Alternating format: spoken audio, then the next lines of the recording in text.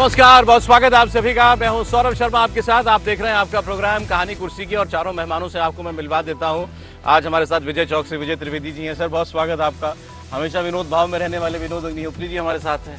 हमेशा हर्ष की मुद्रा में रहने वाले हर्षवर्धन जी, और यहाँ बड़ी ठंडी ठंडी समीर बह रही है आज विजय चौक पर, हर दिन से अलग तो समीर चौहानकर साहब हमारे साथ। बहुत स्वागत है आप सभी का। और आइए आज बात करते हैं। आज दिन बड़ा खास है।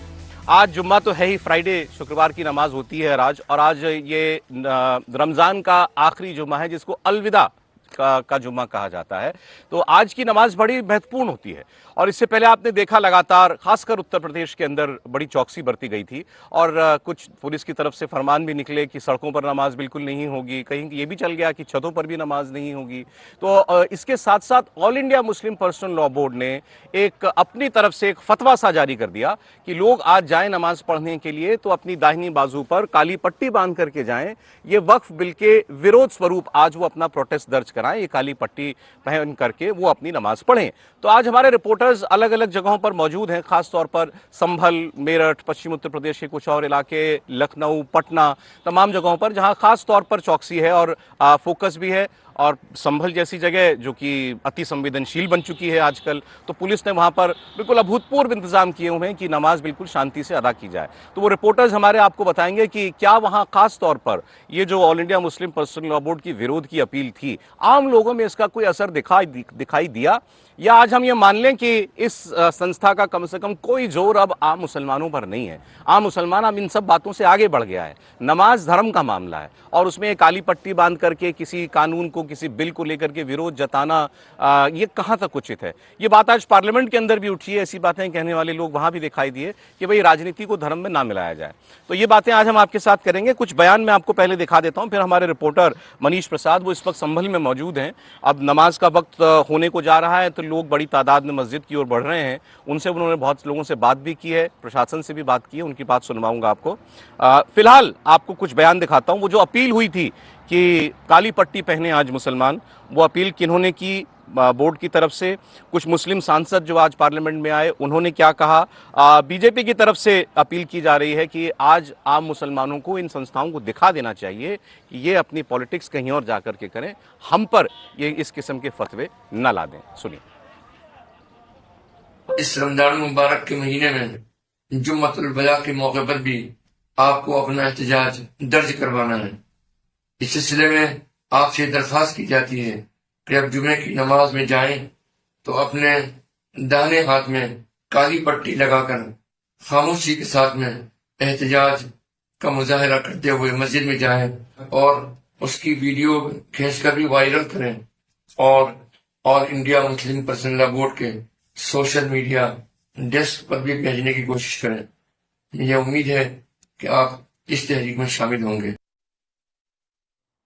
10 मिनट की नमाज में इतनी बड़ी आपत्ति पूरे देश को हो रही है, सरकारों को हो रही है, तो बहुत आश्चर्य की बात नहीं है, क्योंकि लगातार 2014 के बाद से जिस कगार पे ये सरकार इस देश को लेकर आई है, सिर्फ इन्होंने नफरत हुए हैं। इनको जब यूएई में या कहीं और जाना होता है तो ये सबसे गले मिलते हैं, सबको गले लगाते हैं, लेकिन जब अपने देश में अपने सौगाते मोदी की बात चल रही है, तो एक तरफ तुम्हारे नेता सौगाते मोदी बांट रहे हैं, एक तरफ तुम्हारे नेता आरएसएस के लोग जो है वो इफ्तार पार्टी का आयोजन कर रहे हैं। रेखा गुप्ता जी हज कमेटी के इफ्तार पार्टी में शामिल हो रही हैं, एनडीए के नेता इफ्तार पार्टियों का आयोजन कर रहे हैं। दूसरी तरफ बीजेपी वाले गाली दे रहे हैं। तो गले लगाना है कि गाली देना है, लोग तय कर लें। उसमें all India Muslim personal law board काली पट्टी बांधने के लिए, क्या ये ट्रेड यूनियन है क्या? और काली पट्टी बांध करके किसके खिलाफ प्रोटेस्ट? जब आप जा रहे हैं एक प्रार्थना करने गॉड के या अल्लाह के नाम, और उस समय आपसे कहा जा रहा है काली पट्टी बांधिए, तो उनके खिलाफ मतलब काली पट्टी बांध करके आप प्रेयर ऑफर करने के लिए कहें। तो आप लोग क्या काली पट्टी लगा के भी नमाज पढ़ेंगे? नहीं, बिल्कुल नहीं। इसी तरह सादे में जैसे पढ़ते हैं ऐसे ही पढ़ेंगे। ये कहा गया कि काली पट्टी लगा के नमाज पढ़ें, आप पढ़ेंगे? काली पट्टी कौन सी? यहाँ? हाँ। नहीं, काली पट्टी ये दिल्ली है, संभल या मेरठ नहीं है, ये दिल्ली सबकी है, और यहाँ नमाज भी होगी और ईद भी मनाई जाएगी, और सब लोग उसमें साथ देंगे। अगर मस्जिद में जगह कम पड़ जाएगी कहीं पर, तो सड़क पर भी नमाज होगी। शोएब रजा ईदगाह में कह रहे हैं कि जब एक जगह कम पड़ेगी मस्जिद में तो सड़क पर भी नमाज पढ़ेंगे। 10 मिनट की नमाज में कौन सी ऐसी आफत टूट पड़ेगी। आप जगराते भी करते हो और तमाम तरीके के धार्मिक हिंदुओं के पर्व जो है वो सड़कों पर मनाए जाते हैं, तो आज 10 मिनट के लिए अगर कहीं नमाज पढ़ ली गई तो उसमें कहीं कोई आफत नहीं थी। यही दो बातें हैं दरअसल। एक तरफ मुस्लिम पक्ष कह रहा है काली पट्टी बांध करके नमाज पढ़ो, दूसरी तरफ पुलिस कहती है सड़क पर नमाज मत पढ़ना, बाकी सब कुछ ठीक है। तो हमारे दो सहयोगी मनीष प्रसाद संभल से और शोएब रजा दिल्ली से हमारे साथ हैं। जरा उनसे एक बार बात कर लेते हैं कि उन्होंने क्या देखा आज। पहले मनीष, आपकी मैं रिपोर्ट देख रहा था, पुलिस ने बहुत बंदोबस्त किया हुआ है वहां पर, लेकिन आम लोगों के बीच कहीं मैसेज गया है ये कि काली पट्टी पहनकर आज नमाज पढ़नी है? सौरभ, सुबह से लेकर अभी तक जितने भी लोगों से हमारी बात हुई, उन्होंने सभी ने इसको पूरी तरीके से नकार दिया और कहा कि काली पट्टी नहीं बल्कि वो यहाँ पर नमाज अदा करने आएंगे। इस पूरे टाइम में सिर्फ एक व्यक्ति मिले जो कि उनके all India Muslim personal law board के समर्थन में काली पट्टी लगा के आए थे। अब आप तस्वीरों के माध्यम से समझ लीजिए। तो ये तो हुआ काली पट्टी का जिक्र। यहाँ पर जितने भी लोग आए हैं नमाज पढ़ने के लिए, वो सब इसी उत्सुकता के साथ थे कि यहाँ पे आके वो नमाज अदा करेंगे और फिर वापस घर जाएंगे। पुलिस का बंदोबस्त जरूर है, लेकिन काली पट्टी लगाए हुए सिर्फ एक व्यक्ति मिला। अब आप तस्वीरों के माध्यम से समझिए कि यहाँ पर पूरी तैयारी कर ली गई है और यहाँ पर जो लोकल वॉलंटियर्स या पीस कमेटी के लोग हैं उन सबको यहाँ पर बुलाया गया, समझाया गया और कहा गया कि जो मस्जिद है, हरियर मस्जिद आप कह लीजिए या फिर इसे शाही जामा मस्जिद कह लीजिए या विवादित ढांचा कह लीजिए, इसके प्रीमाइसेस के अंदर ही नमाज अदा की जाएगी। ये जो आपको बाहर चबूतरा दिखाई दे रहा है, दरअसल ये मस्जिद का ही प्रांगण है जहां पर ऊपर त्रिपाल लगाया गया है और नीचे कालीन बिछाया गया है और यहाँ पर जितने भी नमाजी हैं वो आ रहे हैं नमाज अदा करने के लिए। उसके साथ साथ अब आप इधर से तस्वीरें देखिए कि यहाँ पर सिक्योरिटी डिप्लॉयमेंट के तौर पर जो पीएसी के जवान हैं, उत्तर प्रदेश पुलिस के जवान हैं, साथ में रिजर्व बटालियन के जवान हैं, उनकी यहाँ पर तैनाती है। बच्चे बड़े बुजुर्गों के साथ यहाँ पर लोग आ रहे हैं, नमाज अदा करने जा रहे हैं। कितना बड़ा दिन है आप लोगों के लिए? बहुत बड़ा दिन है। काली पट्टी लगा के जा रहे हैं? नहीं नहीं। हाँ? नहीं। तो सौरभ, आपने खुद सुना यहाँ पर जो यहाँ के लोग हैं उनका क्या कहना है। आप देखें ये युवा हैं, नमाज अदा करने जा रहे हैं। जी जी। कितना बड़ा दिन है आप लोगों के लिए? आज के दिन बहुत बड़ा दिन है हमारे लिए। काली पट्टी लगा के जा रहे हैं जैसे? नहीं ऐसा कोई नहीं। जो कहा गया कि काली पट्टी लगा के आइए वहाँ वोट के लिए, लगा के जा रहे हैं? नहीं, ऐसा तो अपने को कुछ पता नहीं है कि कुछ कहा गया और ना हमने कोई बांधी है पट्टी। आप ये समझ लीजिए सौरभ, ये यहाँ के लोग हैं, स्थानीय लोग हैं जो खुद इस बात को कह रहे हैं और चाहे छोटे बच्चे हों, बड़े बुजुर्ग हों। आपने तस्वीरें भी दिखा दी, बात भी कर ली लोगों से, तो कम से कम यहाँ तो ये काली पट्टी वाला मैसेज नहीं पहुंचा, या पहुंचा तो लोगों में उसको मानने की कहीं कोई बात दिखाई नहीं दी है। एक इंटरनेशनल खबर है, उसका हम लोग रुख कर लें। आप नीचे ब्रेकिंग न्यूज भी पढ़ रहे होंगे स्क्रीन पर। थाईलैंड में जबरदस्त भूकंप आया है। म्यांमार और थाईलैंड में जबरदस्त भूकंप की खबर है और इससे काफी नुकसान हुआ है। और ये देखिए पूरी की पूरी इमारत जो है धराशायी हो गई देखते ही देखते। बहुत नुकसान दिखाई दे रहा है। 7.7 रिक्टर स्केल पर इसकी तीव्रता थी।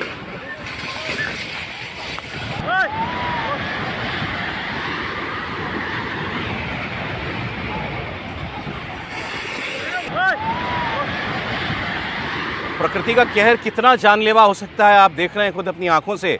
बैंकॉक में, थाईलैंड में जो भूकंप आया उसके नुकसान की तस्वीरें आप देख रहे हैं। और एक बिल्कुल इमारत खड़ी थी, काफ़ी ऊंची इमारत, देखते ही देखते ढह गई।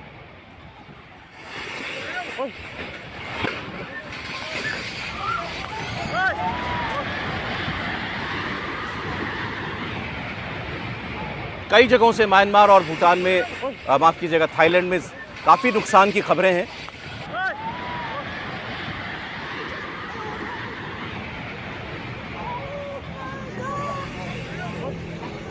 और जो आप दूसरी तस्वीर देख रहे हैं, ये एक इन्फिनिटी स्विमिंग पूल ऊपर बना हुआ था बिल्डिंग के ऊपर। वहां से पानी ऐसे नीचे गिर रहा है, इससे अंदाजा लगता है कि धरती कितनी हिली होगी।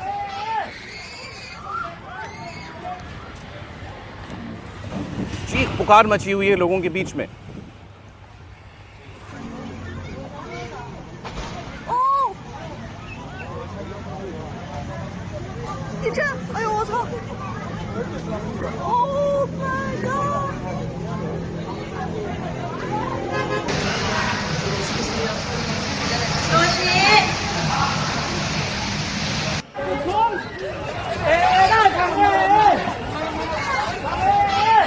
फिर आपको बता दें, तस्वीरें आप थाईलैंड की देख रहे हैं जहां अब से थोड़ी देर पहले भूकंप आया 7.7 जिसकी तीव्रता थी और एक पूरी इमारत ढह चुकी है। दूसरी ओर आप देख रहे हैं कितना तेज ये भूकंप रहा होगा।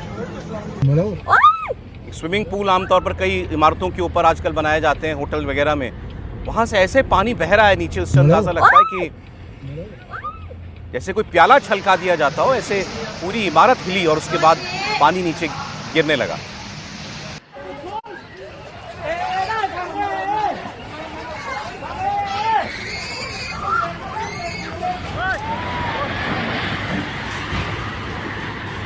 और ये तो एक जगह की तस्वीर अभी हम आपको दिखा रहे हैं। इतने बड़े हिस्से के अंदर इससे नुकसान पहुंचा होगा, उसकी डिटेल कुछ वक्त में आएगी। खौफनाक तस्वीर है। बैंकॉक को यदि आप देखें, मैं बैंकॉक गया, बैंकॉक में ऊंची इमारतों का शहर है, मतलब 50, 60, 80 मंजिल की बड़ी बड़ी इमारतें वहाँ पर हैं, जिसको हाई राइज बिल्डिंग है, जिसको कहा जाता है वैसे, क्योंकि मैं वहाँ रहा तो भूकंप रोधी कहा जाता है कि भाई वहाँ पर रेजिस्टेंस है। लेकिन इतना 7.7 रिक्टर स्केल पर यदि भूकंप होगा, अर्थक्वेक होगा, तो वहाँ पर कोई भी हो, जैसे हम लोग कहते हैं कि भाई वो ग्लासेस के बारे में कहते हैं कि वो टूटने वाला नहीं है, अनब्रेकेबल है, तो अनब्रेकेबल का मतलब नहीं है, लेकिन ये 7.7 तो बहुत पानी बह रहा है ये, मतलब कितनी इमारत कितनी हिली होगी जी। बिल्कुल, जैसे प्याला आपने कहा कि बड़े प्याले भरे हुए प्याले को हिला दीजिए जोर से, वैसा वो टेरेस पर है, बिल्डिंग पर असर हुआ उसका। और एक बिल्डिंग तो पूरी, अब वो तो मतलब भूकंप झेल ही नहीं पाई, पूरी की पूरी इमारत गिर गई। इसमें इसका मतलब है कि रिक्टर स्केल जो केंद्र है वो भी आसपास ही होगा, क्योंकि मतलब म्यांमार और मिले हुए बैंकॉक दोनों जगह पर हो रहा, थाईलैंड में है, तो इसका मतलब इसके बीच कहीं पर उसका वो रहा होगा, सेंटर जो है, एपिक सेंटर जो है। और ये जियोलॉजी का विषय है कि ये जो म्यांमार या थाईलैंड का इलाका है, ये साउथ ईस्ट एशिया इसको आप कहेंगे।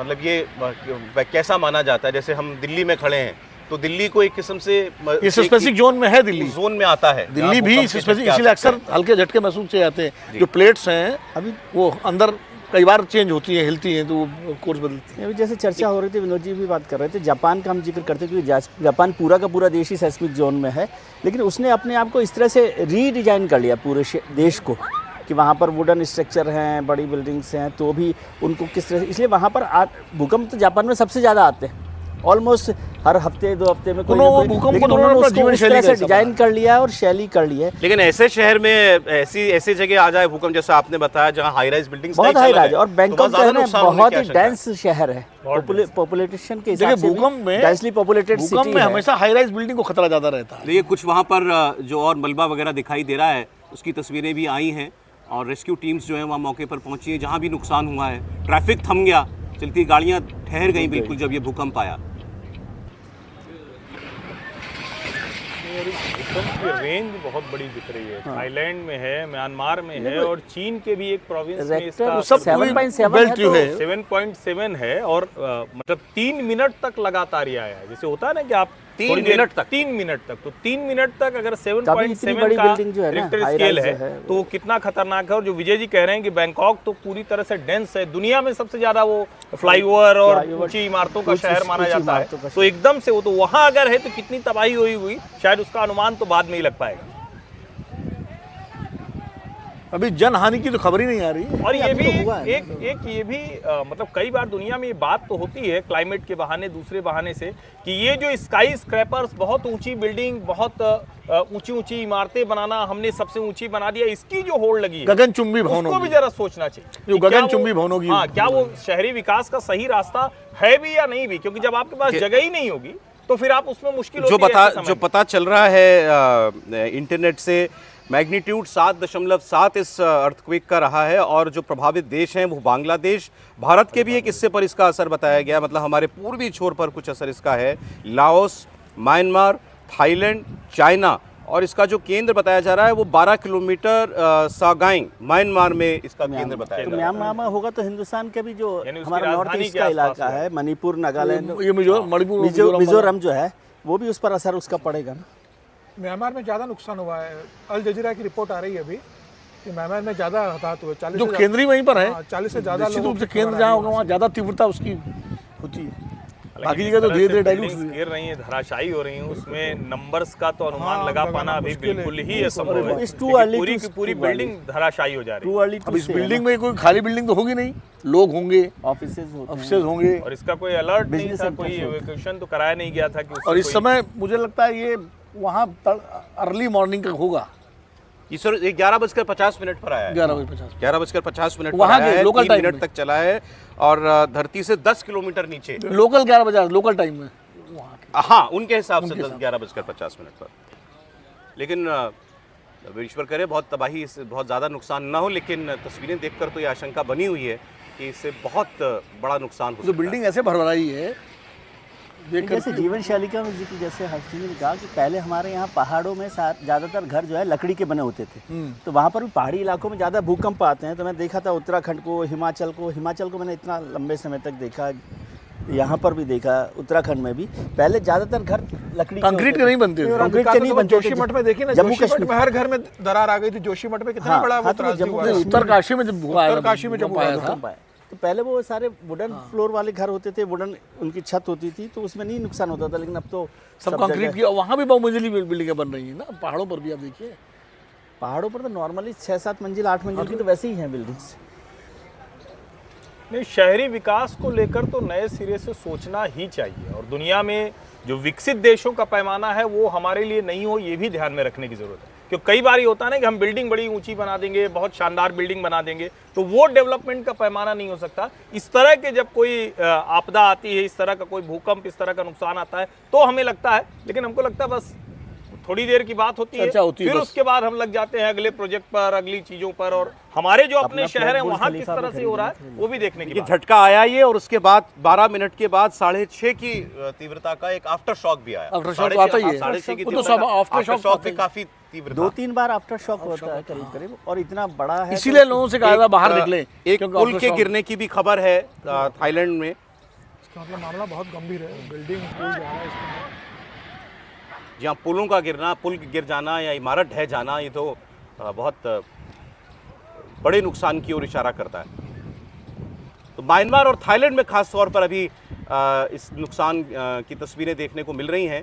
हालांकि चीन के कुछ हिस्से में भी, वियतनाम में भी इसका असर आया है, भूकंप का असर पड़ा है। अभी म्यांमार की तो खबर ही ज़्यादा नहीं आ रही, अभी तो थाईलैंड ज़्यादा आ रही है। म्यांमार तो चले, मतलब देश ऐसा है, हाँ। बहुत ज़्यादा ओपन कंट्री नहीं है। ओपन में नहीं है, बहुत कम्युनिकेशन भी वहाँ पर बहुत गड़बड़ है, ऐसे भी नहीं है, बड़ा तो भी नहीं है ना। संचार व्यवस्था तो वो चरमराई गई होगी वहाँ की, जो भूकंप देखते। लेकिन थाईलैंड तो, बैंकॉक तो बहुत डेवलप्ड सिटीज़ में से है, मतलब दुनिया के बड़े डेवलप्ड। भाई थाईलैंड में बैंकॉक हो गया, फुकेट हो गया, पटाया हो गया, ये सारे KL ये है। वैसे ये डेस्टिनेशन सरकारों की प्राथमिक जिम्मेदारियों में से एक है कि मतलब चांगमाई। ये सब बंदोबस्त आप करें। करें। जैसे भारत ने एक अच्छी कैपेसिटी डेवलप की है। एनडीए जो हमारा जो वो है नेशनल डिजास्टर मैनेजमेंट जो है, उसने काफ़ी इस दिशा में काम किया है कि ऐसी कोई स्थिति हो, एक तो उसको प्रिएम्प्ट करने के प्रिकॉशनरी बैंकॉक में तो सारी बिल्डिंग्स के लिए कंपलसरी है कि वो उस तरह से अर्थक्वेक रेजिस्टेंस बनाया जाए। अभी आप लेकिन देखिए उसके- तुर्की में आया था, कितना जबरदस्त हाँ। भूकंप था वो कुछ महीने पहले, और अब ये थाईलैंड से खबर आ रही है। म्यांमार में इसका, बर्मा में इसका एपिसेंटर था, वहां तो जरूरी और अभी तो शॉट्स भी उस तरह से नहीं अच्छा आ रहे खासा ना, असर हाँ। होगा। थाईलैंड की तस्वीरें अभी आ रही हैं, वो आप देख रहे हैं। फिर बताता हूँ आपको, एक तो आप इमारत पूरी गिरते हुए देख रहे हैं, और दूसरा एक काफ़ी हाई, मतलब हाई राइज बिल्डिंग के ऊपर एक स्विमिंग पूल बना हुआ है, और वहाँ से पानी टेरेस ऐसे पर है। किसी झरने की तरीके से बह रहा है। टेरेस पर एक स्विमिंग पूल था। कोई होटल होगा वो। बिजनेस सेंटर्स में भी है। तो खौफनाक तस्वीरें हैं।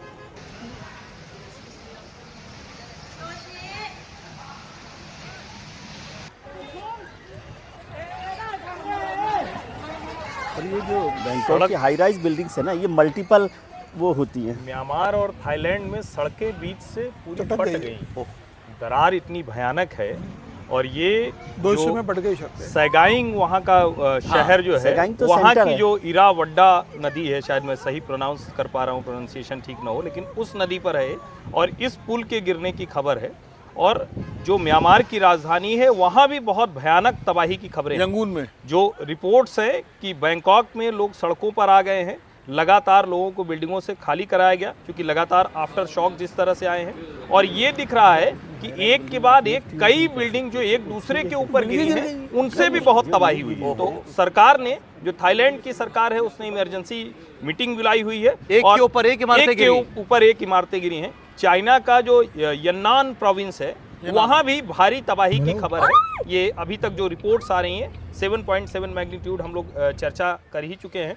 तो चाइना है, थाईलैंड है और म्यांमार है, ये मोटा मोटा जो सबसे ज़्यादा प्रभावित इलाके हैं। और वहाँ पर सड़कें फट गई, पुल गिर गए, बिल्डिंग धराशायी हुई है, बिल्डिंग एक के ऊपर एक गिरी हुई है, कई पुराने पुल जो है वो भी गिर गए। सोच के खौफ आता है। कहानी कुर्सी की देख रहे हैं हम, यहाँ विजय चौक पर मौजूद है। एक बड़ी अंतर्राष्ट्रीय खबर आई, उसकी तस्वीरें हमने आपको दिखाई, एक बार फिर से दिखा देता हूँ आपको मैं।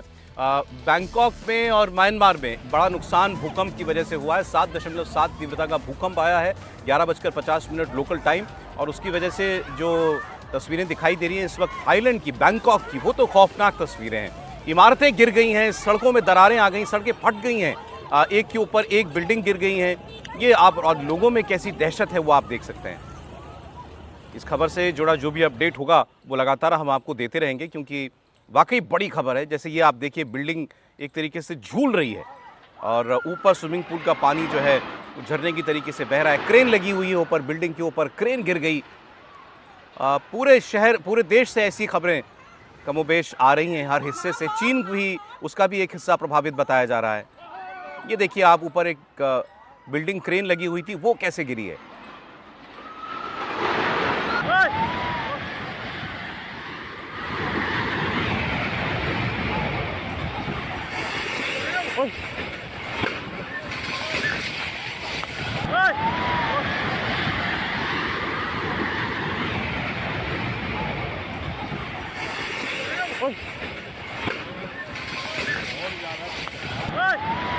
ये रिपोर्ट बता रही कि चाइनीज अथॉरिटीज वार्न कर रही हैं कि सुनामी भी आ सकती है। ये सुनामी तो आएगा ना, सीसीटीवी के हवाले से ये रिपोर्ट है। सुनामी और तो भूकंप से ही आती है। ये उसके साथ और खतरनाक, सुनामी तो भूकंप से ही सुनामी आती तो है। होता ही है, उसका एक आफ्टर इफेक्ट, उसका एक आफ्टर इफेक्ट उसके साथ जुड़कर जो है। और ये वो बता रहा है कि उस पूरे इलाके में जितनी भी ऐसी इमारतें हैं, यहाँ तक कि अंडर कंस्ट्रक्शन बिल्डिंग्स भी हैं, वो भी कोलैप्स हो गई हैं। ये सीसीटीवी की रिपोर्ट है, जो चाइना का सीसीटीवी, जो ऑफिशियल सीसीटीवी, हाँ वो सीसीटीवी एक ही है नेटवर्क। खैर, बड़ी खौफनाक तस्वीरें, बड़े नुकसान की आशंका जताई जा रही है। इस खबर पर हम लोग लौटेंगे, कुछ और अपडेट आता है तो फिर आपको दिखाएंगे तस्वीरें। फिलहाल हम लोग जो यहाँ बात कर रहे थे, भारत में आज एक बड़ा दिन है, ईद आने वाली है, और आज उससे पहले आखिरी रमज़ान का जुमा है, जब शुक्रवार को मस्जिदों में जाकर नमाज़ पढ़ी जाती है। और इसको लेकर कई जगहों पर बड़ी सतर्कता बरती जा रही है। पुलिस ने भी कह रखा है कि सड़कों पर नमाज नहीं पढ़ी जाएगी, ताकि कहीं भी कोई माहौल ख़राब ना हो। और all India Muslim personal law board ने जो अपील की थी कि आज लोग वक्फ बिल के खिलाफ विरोध जताने के लिए काली पट्टी बांधकर अपने हाथों पर, बाजुओं पर, वो आज नमाज पढ़ें, लेकिन उसका कोई असर सड़कों पर दिखाई नहीं दे रहा। इक्का दुक्का लोग जो हैं वो ज़रूर आपको कोई ब्लैक बैंड पहने हुए दिखाई दिए। अब जैसे ये तस्वीर हैदराबाद से आ रही है, सदुद्दीन ओवैसी शायद जो हैं वो नमाज़ पढ़ रहे हैं, वहाँ की ये तस्वीर है। और ये भी इसके बाद तकरीर करते हैं। तो देखिए ये क्या कहते हैं। इससे पहले वक्फ बिल पर ये कह चुके हैं कि अब बड़े प्रदर्शन करने पड़ेंगे, बड़े लेवल पर मुसलमानों को विरोध प्रदर्शन जो है वो जताना होगा। लेकिन दूसरा पक्ष भी इसका है। उन्होंने, अच्छा, ओवैसी साहब काली पट्टी बांध कर आए हैं, लेकिन आम मुसलमानों में इसका कोई जोर नहीं दिखाई दे रहा है। त्रिपाठी जी, नहीं, इसको यूं देख लीजिए, वक्फ कर हम लोग कह रहे थे कि नीतीश और नायडू क्यों हिल नहीं रहे,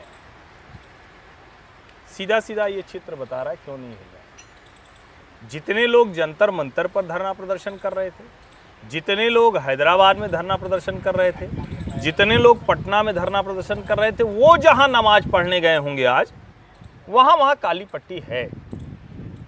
उसके अलावा जब हम कहते हैं क्या आम मुसलमान काली पट्टी बांध के जा रहा है, तो उसको न वक्फ से लेना देना, क्योंकि वक्फ ने उनके जीवन में कोई बेहतरी नहीं की। और ये एक पूरी तरह से रिलीजियस दिन है, ये धार्मिक दिन है, ये मजहब के लिए समर्पित दिन है। ये रमजान का दिन है, जहां आप कहते हैं संयम हो, वहां आप काली पट्टी, आक्रोश, जहर, घृणा, इसको आप जगह दे रहे हैं। इसका मतलब ये हुआ कि ये जो all India Muslim personal law board, AIMIM जैसी पार्टियां, ये मुसलमानों को बैड लाइट में दिखाने की कोशिश कर रही हैं। अच्छी बात क्या है? अच्छी बात यह है कि मुसलमान जुमे के दिन उनका प्रतिकार कर रहा है। ये बड़ी खबर ये है, और इसीलिए मैं कह रहा हूं कि वक्फ पर जो डिबेट हम लोग पहले दिन से कर रहे हैं, ये अमीर मुसलमान बनाम गरीब मुसलमान, अशराफ बनाम पसमानदा की लड़ाई है। और इसीलिए जब आप कहते हैं क्या नीतीश कुमार दबेंगे, क्या चंद्रबाबू नायडू अपना निर्णय बदलेंगे क्या, इसीलिए वो बदलते हुए नहीं दिखते हैं। और अच्छा है कि मुसलमान काली पट्टी नहीं बांध रहा है, इनके चेहरे पर काली पुत रही है, क्योंकि ये धार्मिक उसमें ये अपना राजनीतिक एजेंडा घुसाने की कोशिश कर रहे हैं। इस बारे में ये भी बात होनी चाहिए, जो संस्थाएं हैं जैसे all India Muslim personal law board, कोई बाहर से आकर देखे तो उसको लगेगा अच्छा ये कोई भारत के सारे मुसलमानों का प्रतिनिधित्व करने वाली, उनके निजी कानूनों के, इस्लाम को उसका पालन कराने वाली कोई संस्था है क्या? है संस्था ये all India Muslim personal law board? नहीं, देखिए ये जो है AMPLB, जिसको मुस्लिम पर्सनल लॉ बोर्ड बोलते हैं, ये तो पॉलिटिकल पार्टीज ने उसको इतना एक बड़ा दर्जा दे दिया। वो कोई उस तरह की रजिस्टर्ड पार्टी या मुसलमानों के लिए या इस्लाम के लिए कोई नियंत्रण करने वाली पार्टी बोर्ड नहीं है। वो एक बोर्ड बना हुआ है जिसको लोग मान रहे हैं, काम कर रहे हैं। दूसरी बात इसलिए जब ये बात कहते हैं ना कि मुस्लिम पर्सनल लॉ बोर्ड ने फतवा दिया, मुस्लिम पर्सनल लॉ बोर्ड फतवा नहीं दे सकता। नहीं दे सकता। हाँ, वो तो एक अपील उन्होंने की है, बोलचाल की भाषा में हमने अपील। हाँ, नहीं, मैं कह रहा हूँ कि वो अपील के तौर पर उन्होंने कहा, और ये मौका नहीं था मेरे हिसाब से, क्योंकि अलविदा जुमा की जो नमाज है वो बड़ी महत्वपूर्ण नमाज होती है रमज़ान के हिसाब से। त्यौहार का मौका है, जलसे का मौका है, उस समय विरोध जताने के तो बहुत मौके आते रहेंगे, और मुस्लिम पर्सनल लॉ बोर्ड और तमाम राजनीतिक दल प्रदर्शन करके अपना विरोध जताते रहे हैं। तो आज का मौका था कि उस पर, लेकिन ये इन संस्थाओं के लिए सर आज लिटमस टेस्ट का दिन था ना। इन्होंने तो अपील जारी कर दी, नहीं अब दिखाई दे रहा है कि विदेश में कोई लिटमस टेस्ट नहीं मानता। यदि आप नहीं, मैं इसको लिटमस टेस्ट नहीं मानता, ये उनकी गलती मानता हूँ कि ऐसे मौके पर विरोध प्रदर्शन की अपील करना। यदि आप ऐसा समझ रहे हैं कि वक्फ बिल के समर्थन में मुसलमान हैं, तो फिर आप थोड़ा सा गलत तरीके से सोच रहे हैं, या उसको ठीक नज़रिए से आप नहीं देख रहे। उनको तो ये लगा होगा ना कि आज चलिए हमको पता चल जाएगा कि ये हमारा मुद्दा जो है मुसलमान उनको लगा होगा। लेकिन यदि उनको नहीं लगा ये मुद्दा, तो आपको भी ये लगने में थोड़ा सा सतर्क रहना चाहिए कि इसको आप समझ रहे हैं कि वक्फ बोर्ड के बिल के खिलाफ नहीं है आम मुसलमान।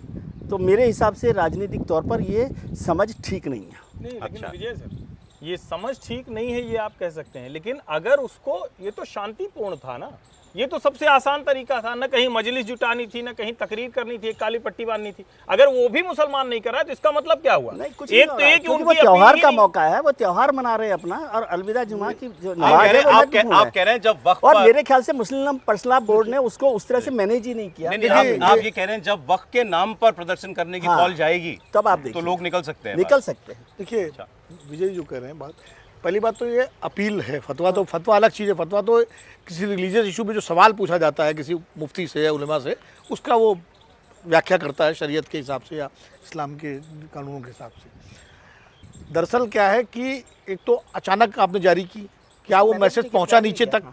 वैसे ही मुसलमानों में शिक्षा और संचार साधनों का वैसा प्रसार नहीं है जितना कि बाकी जगह है। लेकिन इसके अलावा कि त्यौहार है, कई बार लोग कहते हैं भाई क्यों, जैसे कि आप किसी अपील कर दिए दिवाली में दीप नहीं जलाएं, कितने लोग मानेंगे इसको? विरोध में ना जलाएं, कितने लोग माने? कुछ लोग मानेंगे, ज़्यादा लोग नहीं मानेंगे कि भाई तो हमारा त्यौहार है। ये तो अपने आप को सारे मुसलमानों का खैरख्वाह मानते हैं ना। नहीं, मानने के लिए, जैसे विश्व हिंदू परिषद अपने को सारे हिंदुओं का खैरख्वाह मानती है।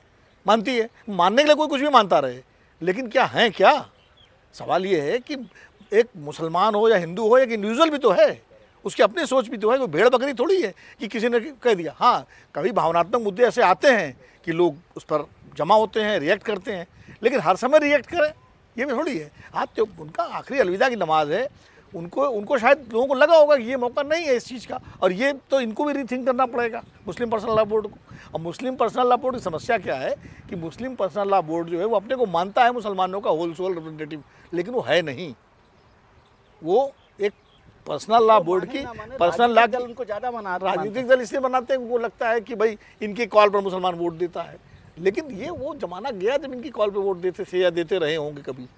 अब तो मुसलमानों में भी नौजवान पढ़े लिखे तमाम लोग, महिलाएं, सबका वोटिंग पैटर्न अलग अलग हो गया है। हम तो ये मतलब सीधी सी बात है, क्या आज जो ये प्रदर्शन या विरोध जताने के लिए कॉल दी गई थी कि काले पट्टी बांध करके आओ, क्या इससे हम ये अंदाजा लगा सकते हैं कि आम मुसलमान इस मुद्दे से कितना खुद को जुड़ा हुआ मान रहा है या अपना मुद्दा मान रहा है? देखिए, तय कि वक्फ का वक्त चला गया है। अब आम मुसलमान उसके साथ नहीं है, और all India Muslim personal law board ने जिस तरीके से कहा था कि भाई काली पट्टी लगा कर आना इस पवित्र दिन के दिन, जितना रमजान का पवित्र महीना चल रहा है, और इतने पवित्र दिन के उन्होंने जिस तरीके से इसे राजनीतिक रूप से इस्तेमाल करने की कोशिश की कि हम मुसलमानों से काली पट्टी बंधवाएंगे और इस सरकार को और केंद्र सरकार को और तमाम लोगों को बताने की कोशिश करेंगे कि देखिए इतने पवित्र दिन में हम किस तरह से इसका विरोध कर रहे हैं। तो all India Muslim personal law board पहली बार एक्सपोज नहीं हुआ है, पहले भी वो तमाम तरीके की गुजारिशें कर चुका है, कई अपील कर चुका है मुस्लिम समाज को, लेकिन मुस्लिम समाज ने all India Muslim personal law board को कभी बहुत गंभीरता से नहीं लिया। एक छोटा सा तबका है जो उनकी बात मानता है, बहुसंख्यक मुसलमान उनकी बातों से कोई बहुत इत्तेफाक नहीं रखता। आज ये फिर से प्रूव हो चुका है, और मुझे लग रहा है कि अब वक्फ के लिए मुसलमान भी इस बात को मानसिक रूप से तैयार हो चुके हैं कि अब ये जाने वाला है, तो उन्होंने भी इसे समझौता कर लिया है। और चूंकि ये बहुसंख्यक मुसलमान है, जो उनसे लेना देना इसका कुछ नहीं है, गरीब मुसलमान का इससे कोई लेना देना नहीं है, जो एक बहुत प्रभावशाली, जो राजनीतिक रूप से प्रभावशाली है, जो आर्थिक रूप से प्रभावशाली है, जो अपने समाज में बहुत प्रभावशाली लोग हैं, उनका ये एक सिंडिकेट है जो बिल का विरोध कर रहा है या इसकी जो प्रॉपर्टी पे कब्जा करता है। आम मुसलमान तो मुझे लग रहा है खुशी हो रहा है कि इनके हाथ में रहने से बेहतर है कि केंद्र सरकार इंतजार करना चाहिए, तो गरीब मुसलमानों का भला हो। नमाज पढ़ के जब लोग बाहर निकलते हैं तो पता चलता है अंदर बात क्या की गई, क्योंकि जो आज जो ये कम्युनिटी प्रेयर होती है उसके अंदर तकरीरें भी होती है मस्जिदों के अंदर, तो वो भी पता चलेगा अभी जब लोग बाहर निकलेंगे। और दूसरा मुद्दा आज था, जैसे यूपी में कई जगहों पर ये था पुलिस की तरफ से कि आप सड़क पर नमाज नहीं पढ़ेंगे, तो उत्तर प्रदेश में कहीं ऐसी स्थिति हमें देखने को नहीं मिली कि कहीं कोई ऐसी जिद की गई हो या कहीं कोई प्रशासन के आदेश की अवहेलना हुई हो।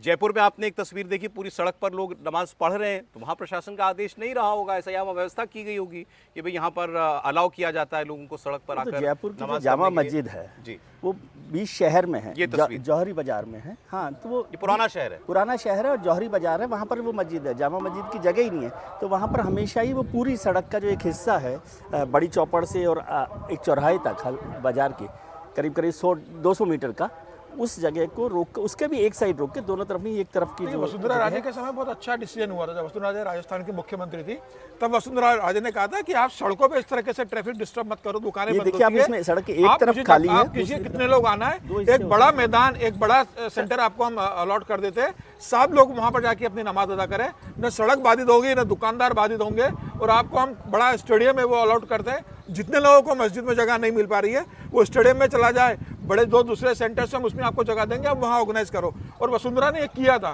तो मुझे लग रहा है कि अगर लखनऊ में या देश में कहीं आपके पास जगह कम है मस्जिद में, तो आप सरकार से पहले कह दीजिए कि साहब हमें जगह अलॉट कर दीजिए, सरकार आपको बड़ी जगह अलॉट कर देगी, आप आराम से नमाज पढ़िए। ट्रैफिक का, आवाजाही का, कहीं कोई क्लैश ना हो, ये तो उसको मैनेजमेंट का मामला है, जहाँ प्रशासन का जैसा रुख हो, एडमिनिस्ट्रेशन का मसला जो हो जाए, स्थानीय प्रशासन के प्रबंधन का मसला है, वहाँ उनकी कानून व्यवस्था का मसला है। अब वो अपनी सुविधा के हिसाब से, अपनी व्यवस्थाओं के हिसाब से, अपने शहर की तासीर के हिसाब से ये फैसला कर सकते हैं और करना चाहिए। इससे कोई सेट नियम नहीं हो सकते कि हालांकि इस पर क्योंकि हम लोग ये बात कर रहे हैं, एक बयान ऐसा था जिसकी चर्चा होनी चाहिए, जयंत चौधरी का। अब वो पश्चिमी उत्तर प्रदेश से आते हैं, अब तो एनडीए का हिस्सा है, उन्होंने इसको कहा है ऑर्वेलियन पुलिसिंग हो रही है, मतलब ब्रदर टाइप एटीट्यूड है पुलिस का ये, कि कोई सड़क पर नहीं आएगा, कोई छत पर नहीं जाएगा। जयंत जी किस देश में है अभी? आप ही के देश में है, आप ही आज पार्लियामेंट में, और किस पार्टी में है? भारतीय जनता पार्टी के साथ। किसकी सरकार है उत्तर प्रदेश में? उत्तर प्रदेश में भी वो सहयोगी हैं, तो क्यों नहीं छोड़ के चले जाते हैं? अगर उनकी सांस तक पर नियंत्रण हो गया है, ये अतिरेकी विचार दिखाकर न्यूट्रल दिखने की कोशिश करना, निष्पक्ष दिखने की, आप साफ साफ कहिए ना, बड़ा सीधा सा मसला है। सड़क पर नमाज या कोई भी ऐसी चीज, मैं पहले दिन से कहता हूं, इसको तो आधुनिक युग में समाप्त करना पड़ेगा। छत पर क्यों कहा, कानून व्यवस्था की दृष्टि से उस पर बात हो सकती है, लेकिन आप कहें ये ऑर्वेलियन, ये भी मैं क्लियर कर देता हूं, है, ये बड़ा विचित्र है। कोई उपन्यास आज हमारे रिपोर्टर्स ने डीएम, एसडीएम, एसएसपी सबसे कैमरे पर बात की और ये छत वाली बात पूछी, तो उन्होंने कहा कि ऐसा हमारी तरफ से कोई आदेश नहीं। बताइए, ये भी एक छत पर आदेश नहीं कि आप नमाज नहीं पढ़ेंगे, कोई ऐसा रूल नहीं। ये हवा चली कैसे छत की? बातों वो तो होता है, कहीं से भी कहीं ये गलती फिर मीडिया की है कि जो बिना कंफर्म किए, बिना प्रशासन से पुष्टि किए आपने छत का चला दिया। गलती होती है। नहीं, सारी नहीं, ये तो जिम्मेदारी की बात सर, है। यूपी में एक और दूसरा मामला बड़ा बनता जा रहा है और वो यहाँ हमारे पीछे पार्लियामेंट में भी उठ गया है मामला। ये जो महाराजा राणा सांगा को लेकर जो विवाद हुआ, उनको गद्दार कहा समाजवादी पार्टी के सांसद ने और उनके घर पर फिर करनी सेना के लोगों ने, राजपूत एक सेना है, उससे हमला कर दिया। अब इसको दलित पर हमले के तौर पर प्रस्तुत किया जा रहा है। कल समाजवादी पार्टी ने ये कहा था और आज कांग्रेस पार्टी ने उस पर अपना सुर में सुर मिला दिया है। मल्लिकार्जुन खड़गे ने पार्लियामेंट में कहा है कि ये तो दलित पर हमला और दलितों का अपमान है, ये बर्दाश्त नहीं किया जाएगा। लेकिन मायावती इसके ठीक उलट कह रही हैं कि समाजवादी पार्टी अपने निजी स्वार्थ और राजनीति के लिए दलितों को आगे कर रही है, नुकसान दलितों का होगा, वो इस चक्कर में ना फंसे। फिर आपको मैं अपडेट दे देता हूं, थाईलैंड और म्यांमार में जो ये जबरदस्त विनाशकारी भूकंप आया है, इससे अभी इस वक्त जो हालात बने हुए हैं उसका एक अपडेट। आपने देखा इमारतें गिर गई, सड़कों पर दरारें, पुल ढह गए हैं, ऐसी तस्वीरें देखने को मिल रही हैं। खासतौर पर बैंकॉक शहर में तो भीषण तबाही मची हुई है। इमरजेंसी लागू कर दी गई है, वहाँ राष्ट्रपति के द्वारा सारी उड़ानें रद्द कर दी गई हैं, एयरपोर्ट बंद कर दिया गया है, पूरे शहर के अंदर अफरा तफरी मची हुई है। और नरेंद्र मोदी ने भी, प्रधानमंत्री ने भी इस पर चिंता व्यक्त की है और उन्होंने कहा कि I am concern by the situation in the wake of earthquake in Myanmar and Thailand. और उन्होंने कहा कि भारत अपनी सारे सामर्थ्य के साथ खड़ा है, जो भी मदद करनी पड़ेगी इन दोनों देशों की। MEA से कहा गया है कि वो म्यांमार और थाईलैंड की सरकारों के संपर्क में आए और हम जो भी मदद पहुंचा सकते हैं वो तुरंत वहां पर पहुंचाई जाए। तो इसी से पता चलता है कि हालात कितने विकट हैं। भारत तो ऐसे में अपने खास तौर पर पड़ोसी देशों की तो मदद में हमेशा ही आगे रहा है। चाहे नेपाल में कुछ वक्त पहले भूकंप आया हो, भारत वहाँ मदद पहुँचाने वालों में सबसे पहले था। तुर्की भारत की एक बड़ी रेस्क्यू टीम, मेडिकल टीम वो पहुँची थी। अब प्रधानमंत्री ने निर्देश दिए हैं कि हालात पर निगाह रखी जाए और थाईलैंड, म्यांमार की सरकारों को अगर कभी भी मदद की ज़रूरत पड़ती है तो भारत में टीमें जो हैं वो तैनात रहें, वो मुस्तैद रहें। तो ये खबर अभी के अपडेट था जो मैंने आपको दिया। अब आपको मैं भारत में उत्तर प्रदेश में जो एक राजनीति खेली जा रही है उसकी बात मैं बताता हूँ। एक छोटे से बयान से ये बात शुरू हुई थी, बयान पर विवाद था। राणा सांगा शूरवीर थे, पराक्रमी थे या गद्दार थे? ये समाजवादी पार्टी के एक सांसद ने बहस छेड़ दी ये कहकर के कि जो लोग आज औरंगजेब के बहाने मुसलमानों को कहते हैं कि तुम एक गद्दार, तुम एक तानाशाह को मानते हो, तो बाबर को लाने वाले तो राणा सांगा थे, तो तुम तो गद्दारों की औलाद हो। ये बात उन्होंने पार्लियामेंट के अंदर कही, खूब हंगामा हुआ। उनके घर पर करनी सेना ने हमला कर दिया, बिल्कुल अनुचित था, पुलिस ने उस पर कार्रवाई भी की। अब उसके बाद जो इसको दलित रंग दिया जा रहा है कि रामजी लाल सुमन सपा के सांसद दलित हैं इसीलिए उनके ऊपर हमला हुआ। कल रामगोपाल यादव ने बयान दिया था कि वो दलित ना होते तो क्या हमला करती करनी सेना, और पुलिस ने उसके बाद कार्रवाई क्यों नहीं की, उन सभी लोगों को जमानत क्यों दे दी जितने लोग पकड़े गए थे उस हमले में शामिल। अब इसमें कांग्रेस पार्टी भी आ गई। मल्लिकार्जुन खड़गे ने आज पार्लियामेंट में कहा कि दलित पर हमला और अपमान है, इसे बर्दाश्त नहीं करेंगे। लेकिन बीजेपी इसका पूरा मुकाबला कर रही है। पीयूष गोयल मंत्री हैं, उन्होंने कहा कि सबसे आपत्तिजनक बात यह है कि रामजी लाल सुमन ने अपनी बात जो कही उसको दोहराया भी बाद में, माफ़ी मांगने की बजाय। राधा मोहन दास वो कह रहे हैं कि जब तक रामजी लाल सुमन माफ़ी नहीं मांगेंगे कोई समझौता उनके साथ नहीं हो सकता। किरण रिजिजू कह रहे हैं कि ये कहना कि हमला इसलिए उन पर हुआ क्योंकि वो दलित थे, ये सरासर अनुचित है। इस पर ये जाति का खेल ना खेले समाजवादी पार्टी और कांग्रेस पार्टी। कुछ बयान सुनिए आप। अब इस देश में जो भी पैट्रियट्स हैं, देश के लिए लड़े हैं, उनका मैं सम्मान करता हूं। लेकिन इसका मतलब ये नहीं है कि कानून अपने हाथ में लेकर अगर कोई किसी के घर पे जाकर तोड़फोड़ करता है, ये और तोड़फोड़ करता है, अगर उसकी संपत्ति को तोड़ता है, ये कभी हम नहीं मानेंगे। इसको मैं खंडन करता हूं। इस चीज को आपके बात से सहमत है, लेकिन इन्होंने वो मुद्दा उठाकर एक पे जान मारने की कोशिश करते हैं, उसके घर पे जाते हैं और उसकी गाड़ी तोड़ते हैं, घर तोड़ते हैं। ये अपमानजनक जो दलितों के खिलाफ हो रहा, ये कभी नहीं सहन करेंगे। आप ये कह रहे हैं और जिसका मैं सम्मान करता हूं कि जो डिलीट हो गया, कार्रवाई का हिस्सा नहीं रहा, वो दोहराया नहीं जाना चाहिए। आज क्या हो रहा है उसी को तो दोहराया जा रहा है। मैं स्पष्ट कहना चाहता हूं कि राणा सांगा इस देश के बहादुर थे, हमारे हीरो थे, हम उनका हीरो की तरह सम्मान करते हैं। और वहीं पे फिर दोहरा दूं मैं आपको, राणा सांगा या किसी भी जाति धर्म का हीरो है, वो देश के हीरो है। अब राणा सांगा की तारीफ न करने दे तो वो क्या है, आप इसी से अंदाजा लगाइए। मैं राणा सांगा के ये आपने देखा। अब चलिए, कम से कम हमारे नेता जो हैं राणा सांगा को हीरो तो मानने लगे कि हमारे इतिहास के हीरो हैं, लेकिन अब मामला बन गया है दलित का। लेकिन मायावती जी कह रही हैं कि समाजवादी पार्टी दलितों को आगे करके उनको नुकसान पहुंचाने की राजनीति ना करे, नुकसान दलितों का होगा, आप इस चक्कर में मत पड़िएगा, ये राजपूत बनाम दलित की राजनीति खेली जा रही है समाजवादी पार्टी की तरफ से। सर, राणा सांगा की तो बात चली गई दूर, अब बात आ गई दलित पर हमले की। देखिए, ये होना ही था। मैंने उसी दिन जब ये हमला हुआ था, उसी समय विजय जी से मैंने कहा था कि ये दलितों का मुद्दा समाजवादी पार्टी बनाएगी और कांग्रेस इसमें समर्थन करेगी।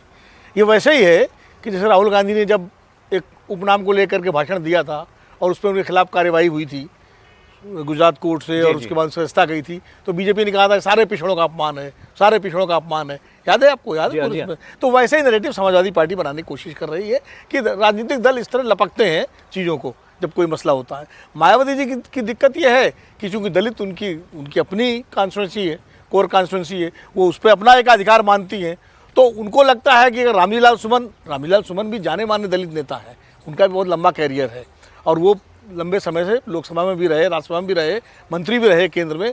तो इसलिए मायावती जी को ये खतरा भी है कि अगर ये ज़्यादा दलित मामला हुआ तो रामलीलाल सुमन जो पश्चिमी उत्तर प्रदेश में खासकर इटावा, फिरोजाबाद, आगरा, टुंडला, ये जो बेल्ट है, इसमें उनकी एक पहचान है। तो मायावती जी और जो बिरादरी रामलीलाल सुमन की है वो वही है जिस बिरादरी से मायावती जी हैं। अच्छा, हाँ, दोनों की एक ही बिरादरी है, तो दलितों में जो बिरादरी है, तो मायावती जी उस हिसाब से उसको कंडेम कर रही हैं कि भाई ये मायावती जो है दलितों का जो समाजवादी पार्टी कर रही है, दलित ढांचे में ना आए, क्योंकि उनको अपनी राजनीति का अपना जनाधार भी देखना है। लेकिन ये खतरनाक है समीर जी, दो जातियों को आपने सामने बढ़ाना की कोशिश है। तो देखिए, मल्लिकार्जुन खड़गे खुद दलित कम्युनिटी से आते हैं, जब मल्लिकार्जुन खड़गे कांग्रेस के अध्यक्ष बने तभी मायावती का बयान आया था कि दलितों को कांग्रेस से सावधान रहने की जरूरत है, इन्होंने दलित अध्यक्ष बना दिया लेकिन दलित का भला नहीं करेंगे। बिहार चुनाव में भी देखिए, प्रदेश अध्यक्ष कांग्रेस ने अपना दलित बना दिया है बिहार चुनाव को देखते हुए।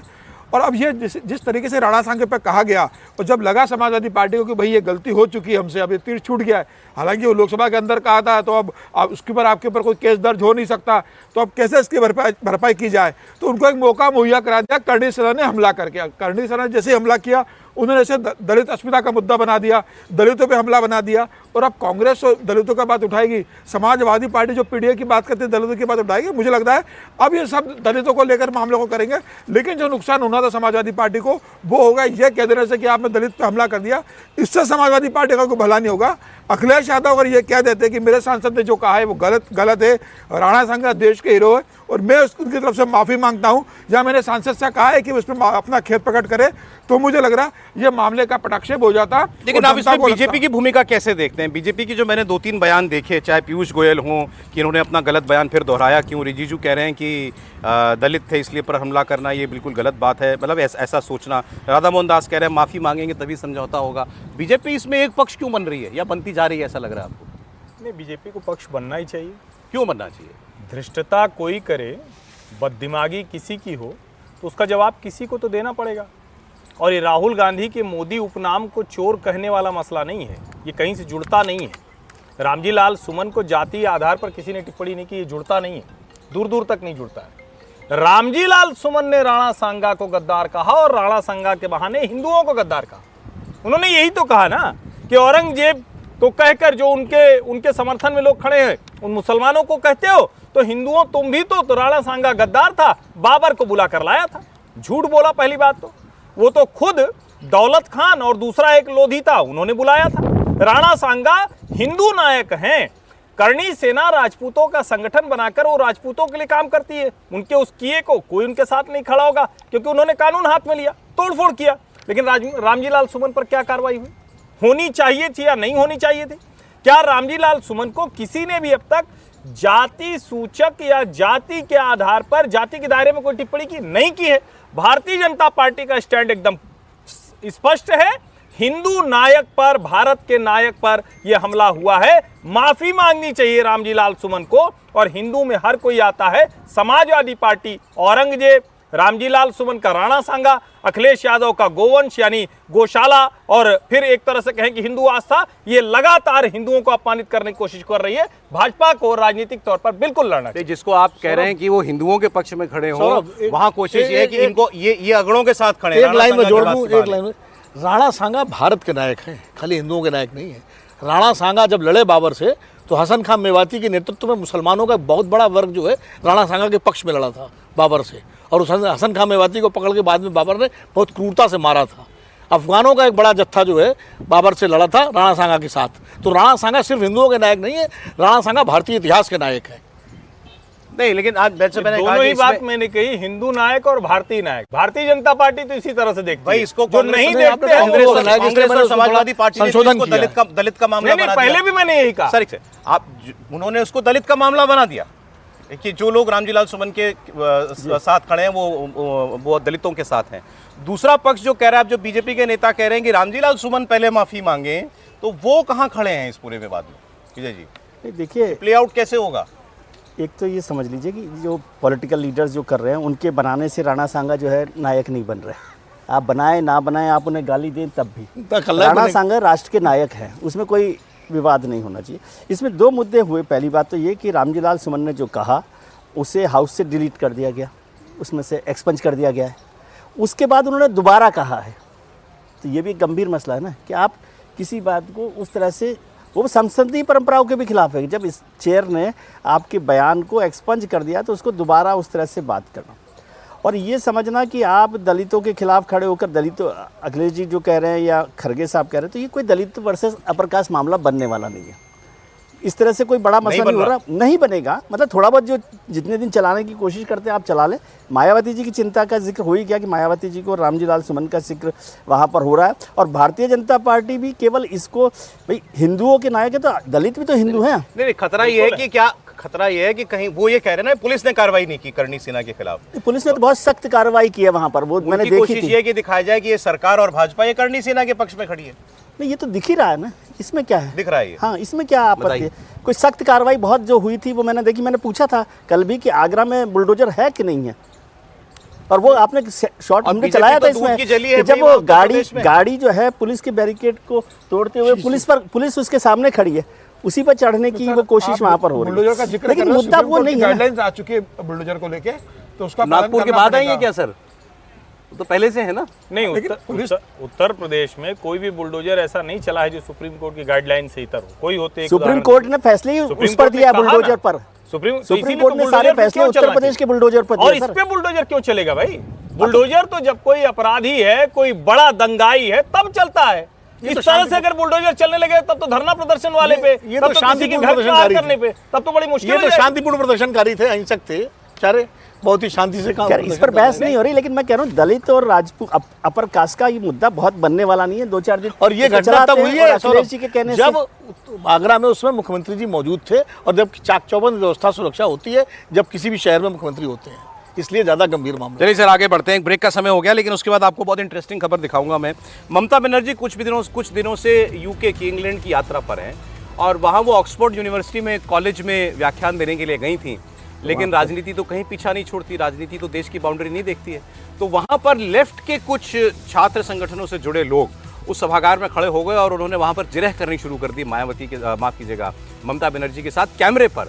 उनसे पूछा, अभी आपके यहाँ कोलकाता में जो बलात्कार कांड हुआ उस पर आपका क्या कहना है? उनसे पूछ लिया गया कि आप तो उद्योग विरोधी हैं, टाटा आपके राज्य में सिंगूर छोड़ करके गुजरात चले गए थे, इस पर आपको क्या कहना है? किसी ने ये भी पूछ लिया कि आप क्या हिंदू विरोधी हैं, और इस पर ममता जी तमतमा गई। और अंत में अपना भाषण खत्म करते हुए उन्होंने कहा कि आपने यहाँ बुलाकर के मुझे अपमानित किया, इसके लिए आपका बहुत बहुत धन्यवाद। नमस्कार, आप देख रहे हैं इंडिया टीवी। इस वक्त की बड़ी खबर आपको दे दूं, म्यांमार और थाईलैंड में भूकंप के भीषण झटके के बाद बड़ी तबाही हुई है। भूकंप से म्यांमार और थाईलैंड दहल उठा है। म्यांमार और थाईलैंड में भूकंप की तीव्रता 7.7 मापी गई है। भूकंप से बहुमंजिला इमारतें ताश के पत्तों की तरह बिखरी गई है। सड़कों पर अफरा तफरी है। ये मेट्रो की तस्वीर आप देख रहे हैं। पूरी खबर आपको बताऊं उससे पहले ये कितना भीषण भूकंप था इसकी एक एक तस्वीर इसकी खुद गवाही दे रही है। जो मेट्रो है शेड में खड़ी हुई, ये मेट्रो है, दरवाजा ओपन है और मेट्रो देखिए कितनी तेजी से हिल रही है। हर तरफ अफरा तफरी का माहौल था। 7.7 तीव्रता का ये भूकंप जो म्यांमार में रिकॉर्ड किया गया। आप अगर चाइनीज मीडिया की रिपोर्ट्स देखेंगे तो वहां के भूवैज्ञानिक तो इसे 7.9 तीव्रता का भूकंप घोषित कर रहे हैं। ये तस्वीर एक थाईलैंड की आप देखें, कैसे भरभरा कर बहुमंजिला इमारत सीधे जमीन पर धराशायी हो गई।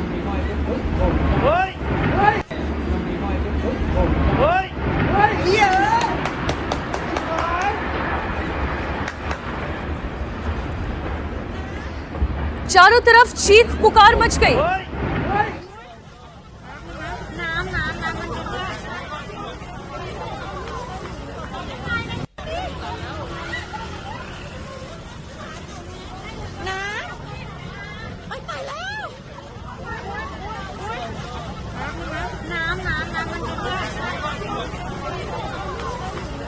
ये तस्वीर आप देखिए एक बार फिर से, जैसे ही नींव हिली, जैसे ही धरती डोली, वैसे ही चंद सेकंड के अंदर पलक झपकते झपकते पूरी बिल्डिंग जमीन पर आकर गिर गई।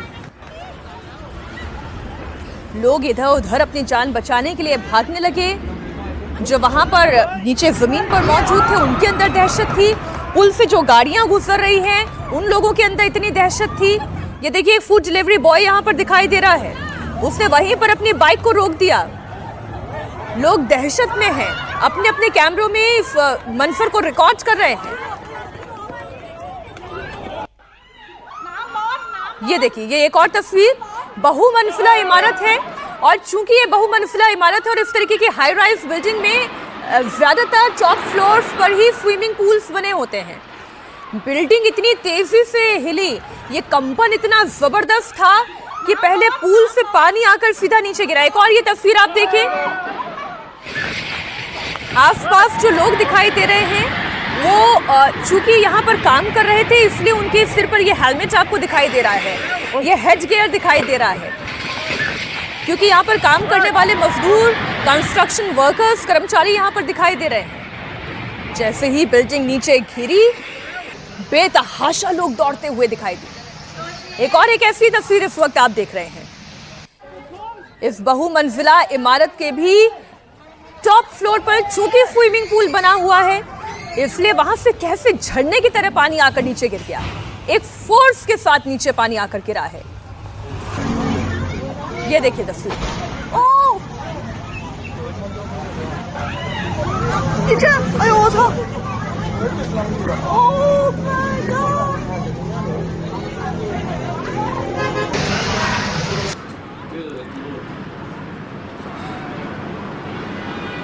ये देखिए एक और तस्वीर, ये भी थाईलैंड से आई हुई तस्वीर है।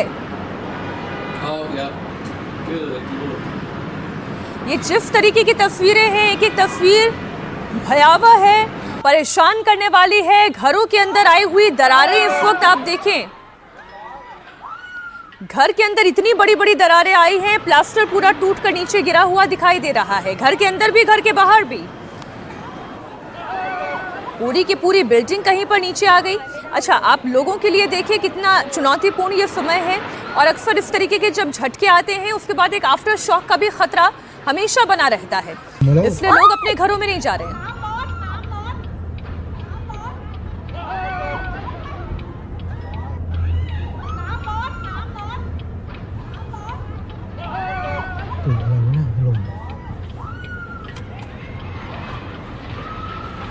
अब ये एक पुल की तस्वीर आप देख रहे हैं। उस पुल की तस्वीर आप देखिए, गाड़ियां जहां थी वहीं के वहीं रुक गई क्योंकि ये कंपन इतना भयानक था। ये देखिए तस्वीर, किसी गाड़ी के डैशबोर्ड में लगे हुए कैमरे में ऐसा लग रहा है रिकॉर्ड हुई, कुछ तस्वीरें मोबाइल कैमरे से रिकॉर्ड हुई हैं और वहीं से जो बिल्डिंग गिरी है, उठता हुआ वो जो सीमेंट का वो धुएं का गुबार आपको दिखाई दे रहा है, दरअसल वो पूरा सीमेंट का गुबार है। बिल्डिंग धराशायी हुई और उसके बाद की ये तस्वीर आप देखें, रेस्क्यू ऑपरेशन भी शुरू हो चुका है। अब एक म्यांमार की तस्वीर आप देखें। म्यांमार जहां पर यह भूकंप आया, जहां पर इस भूकंप का एपिसेंटर था, ये पुल आप देख रहे हैं और पुल की जरा स्थिति भी अब आप देख लें। पूरा का पूरा ब्रिज का एक बड़ा हिस्सा ढह गया है। एक हिस्सा अभी भी साबुत दिखाई दे रहा है, लेकिन एक बड़ा हिस्सा पुल का गिर गया है। पानी का प्रवाह इतना तेज हो गया, इतना तेज भूकंप था। पहले पुल के ऊपर तक पानी आया और फिर इसकी नींव हिल गई, इसलिए एक बड़ा हिस्सा पुल का ढह गया। अब एक और तस्वीर जो म्यांमार से ही आई है, वो तस्वीर आप देखें। ये ट्विन बिल्डिंग्स दिखाई दे रही है। आसपास खड़ी हुई एक ही जैसी कंस्ट्रक्ट की हुई बिल्डिंग दिखाई दे रही है। मल्टी स्टोरी बिल्डिंग है। इसके ऊपरी फ्लोर पर स्विमिंग पूल बना हुआ है और ये जो आप तेजी से नीचे आता हुआ जो पदार्थ देख रहे हैं, दरअसल ये पानी है।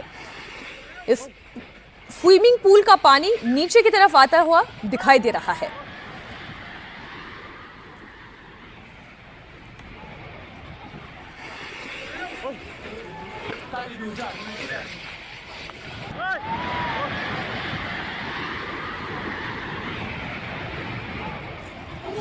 अब ये घर आप देखें जरा, लाल बिल्डिंग, ये जो इमारत आप देख रहे हैं बर्बाद हो चुकी है और जाहिर है घर है, इसके अंदर लोग मौजूद होंगे, परिवार रहते होंगे।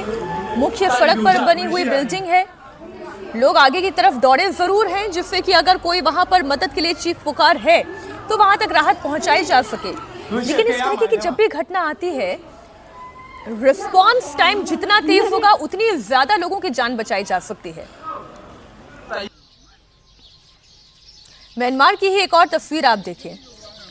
पुराना कोई स्तूप सा नजर आ रहा है, कोई प्रार्थना स्थल दिखाई दे रहा है, लेकिन ये प्रार्थना स्थल भी ऐसा लग रहा है मानो जर्जर हो चुका है, टूट चुका है। थाईलैंड के प्रधानमंत्री ने इस वक्त इमरजेंसी का ऐलान कर दिया है। बैंकॉक से कई उड़ानें रद्द कर दी गई हैं। भूकंप के बाद से थाईलैंड में भी कई लोग लापता हो गए हैं। इस वक्त हमारे साथ भूकंप वैज्ञानिक AK शुक्ला जी जुड़े हुए हैं। शुक्ला जी, तस्वीरें जो है बड़ी भयावह है। पुल का इतना बड़ा हिस्सा ढह गया है, बड़ी बड़ी इमारतें एकदम ताश के पत्ते की तरह आके नीचे गिर गई हैं। बिल्कुल ठीक कह रही हैं आप। 7.7 मैग्नीट्यूड का अर्थक्वेक बहुत भयानक है। और अब हमने, जैसा आपने इसी प्रकार का एक मैग्नीट्यूड का अर्थक्वेक कच्छ में आया था 2001 में, भुज में, आपने याद होगा। तो वहाँ जो तबाही हुई थी, स्कूल गिरे, हमारे हॉस्पिटल गिर गए थे, स्कूल में काफ़ी नुकसान हुआ था, बहुत बड़े, और इंफ्रास्ट्रक्चर में नुकसान हुआ था। तो यहाँ भी उसी प्रकार का मंजर दिखेगा। अभी तो बहुत कम रिपोर्ट आ रही होंगी, धीरे धीरे जो रिपोर्ट आएंगी अब देखेंगे कि बहुत बड़ा नुकसान हुआ होगा वहाँ पे। और जहाँ तक भूकंप का सवाल है, वो भूकंप क्षेत्र में आता है और इस प्रकार के भूकंप की संभावना वहाँ पता थी। तो अगर कुछ सरकार पहले से कुछ तैयारी की होगी तो कुछ बचत हुआ होगा। लेकिन आप दिखा रहे हैं, जैसा आप बता रहे हैं कि बड़ी बड़ी बिल्डिंग जो है, हाई राइज बिल्डिंग है, वो कोलैप्स हो गई हैं। उनका जो बनाने का, जैसे पानी ऊपर जो स्विमिंग पूल था वो उसमें नेचुरली हिला है तो उसमें पानी गिरेगा। तो इसका मतलब ये सही ढंग से बिल्डिंग नहीं बनी हुई थी। तो ये बहुत ही स्थिति बहुत दयनीय है। कुछ तस्वीरें तो ऐसी हैं सर कि उसमें निर्माणाधीन बिल्डिंग भी आकर गिर गई है। कुछ ब्रिज का हिस्सा टूट गया है, कहीं पर 2-3 मंजिला इमारतें भी हैं, वो भी आकर धराशायी हो गई हैं। जाहिर है कि मैग्नीट्यूड ही इतना ज़्यादा था। लेकिन क्या इस तरीके के भूकंप आने से पहले कोई इंडिकेशन होते हैं? क्या भूगर्भ शास्त्री किसी तरीके से पता लगा सकते हैं कि ऐसी परिस्थिति पैदा होने वाली है, ऐसी संभावना दिखाई दे रही है? नहीं, देखिए, एक तरीका तो मैंने इस प्रकार से नहीं कह सकते, हम पिन पॉइंट नहीं कह सकते हैं कि आज आएगा या कल आएगा। लेकिन ये तो पता है हमको, जैसे हम अगर अपने देश की बात करें तो हमारा जो सेस्मिक जोन 2, 3, 4 और 5 में बांट के रखा हुआ है हमने, according to the severity of the earthquake.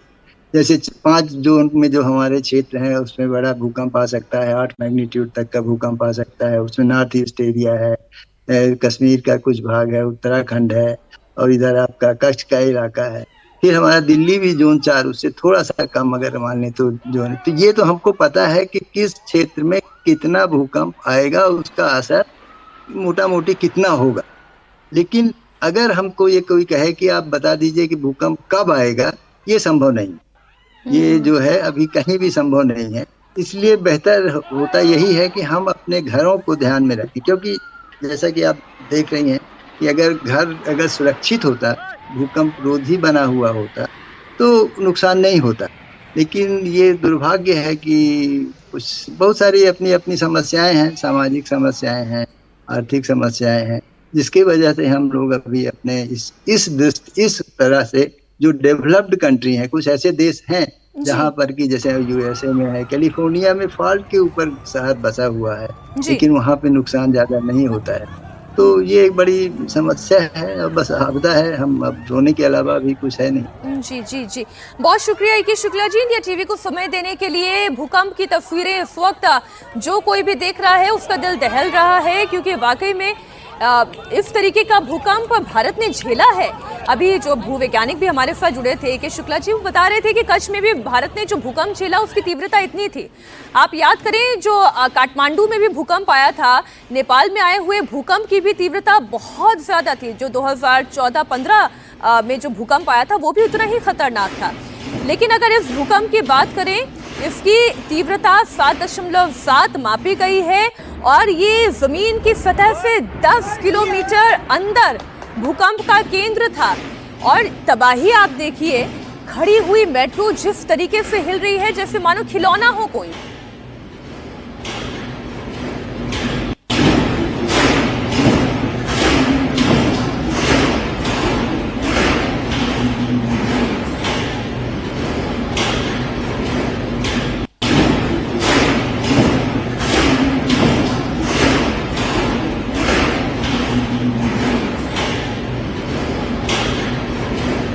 आप आवाज सुन रहे हैं?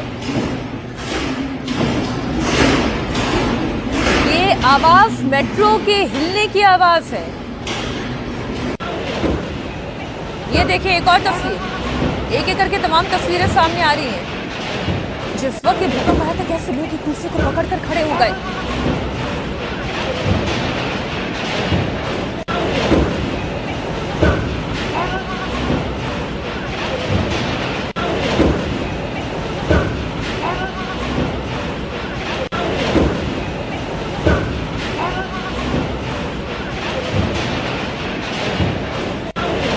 एक बार फिर से इस तस्वीर को बहुत गौर से देखिए। तस्वीर थाईलैंड से आई है। आमतौर पर जैसे आप भी नोएडा से दिल्ली जाने के लिए या दिल्ली से गुरुग्राम जाने के लिए जब मेट्रो पकड़ते होंगे, ऐसे ही आप भी रेलवे स्टेशन पर, मेट्रो स्टेशन पर जाते होंगे। और मेट्रो स्टेशन पर जब आप खड़े हुए हों और आपके सामने खड़ी हुई मेट्रो इस तरीके से हिलने लगे तो कितनी दहशत का माहौल होगा। इस वक्त जो लोग वहां पर मौजूद हैं उनकी मनोस्थिति को आप समझें। जो जहां था वो वहीं का वहीं खड़ा रह गया, आगे नहीं बढ़ पाया।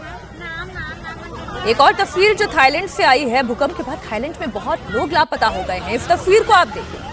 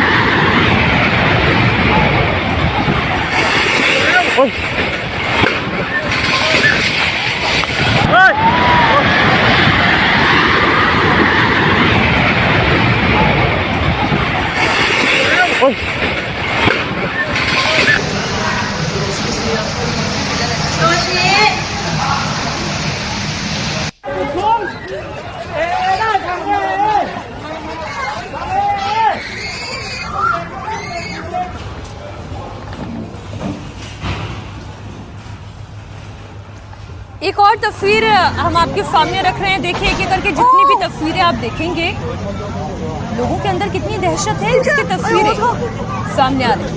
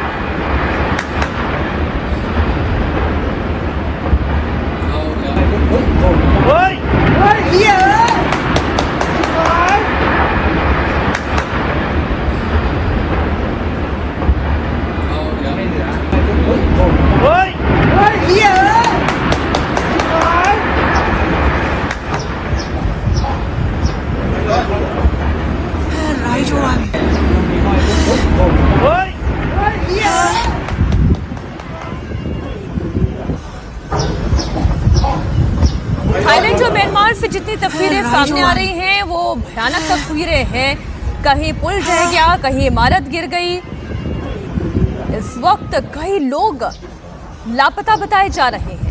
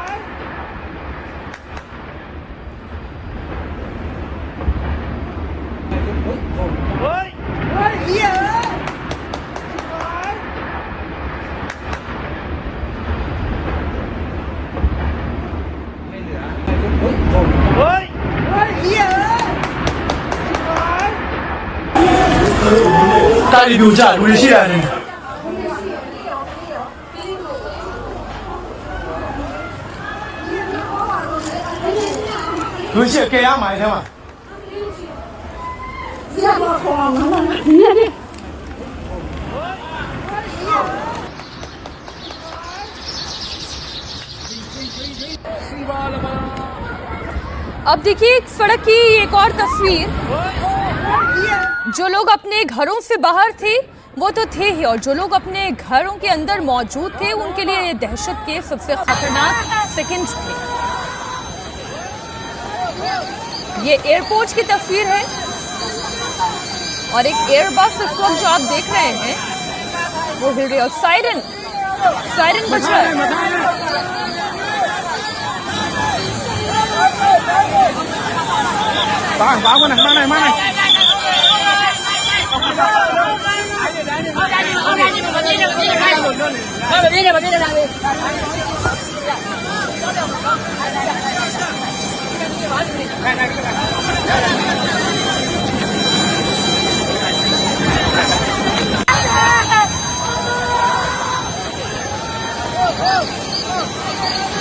ये एयरबस मैं जिसकी बात कर रही थी, आप देखिए पूरा प्लेन जो है वो इस वक्त हिलते हुए दिखाई दे रहा है। जितने यात्री उस वक्त वहां पर मौजूद थे वो वहीं जमीन पर बैठ गए। जो लोग खड़े थे उन्हें भी बाकी लोग इशारा कर रहे थे कि आप तुरंत नीचे बैठ जाइए।